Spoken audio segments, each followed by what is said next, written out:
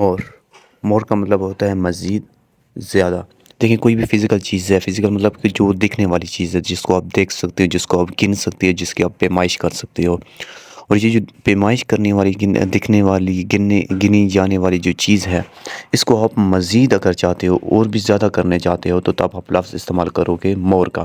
جیسے کہ پہلے میں اگر آپ کو بتا دوں کہ چائے، ابھی چائے دیکھیں دکھنے والی چیز پہ ہے، اس کو آپ پیمائش بھی اس کی آپ کر سکتے ہو کہ ہاں یار یہ چائے جو ہے نا 1-2 کپ ہیں، یا اتنے ایم ایل ہے، یا اتنے ایم ایل ہے، اور آپ چاہتے ہیں کہ تھوڑی اور بھی چائے آپ کو مل جائے، تو آپ کیا کہیں گے؟ آپ کہیں گے کہ مجھے مور ٹی چاہیے، کہ اور بھی ٹی چاہیے، مزید زیادہ ٹی چاہیے۔ یا اس کے علاوہ مثال کے طور پر کوئی وقت ہے آپ کو ملا ہوا ہے کسی کام کے لیے کہ یار یہ اتنا وقت ہے، آپ نے اتنے وقت میں یہ کام کرنا ہے۔ ابھی یہ وقت آپ کو فکس، آپ کو معلوم ہے، آپ وقت جو ہے اسے گن سکتے ہو، پیمائش کر سکتے ہو کہ ہاں 2 گھنٹے ملے ہوئے ہیں، اور آپ کو لگتا ہے کہ یہ کام میں 2 گھنٹے میں نہیں کر سکتا، تو آپ کیا کہیں گے کہ مجھے مور ٹائم چاہیے، مطلب کہ اور مزید وقت چاہیے۔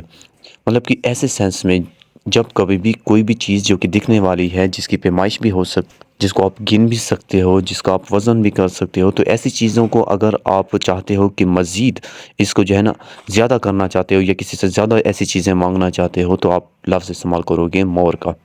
کچھ ایگزامپل دیکھیں، آئی وانٹ مور ٹی، مجھے اور چائے چاہیے، مزید یا مطلب زیادہ۔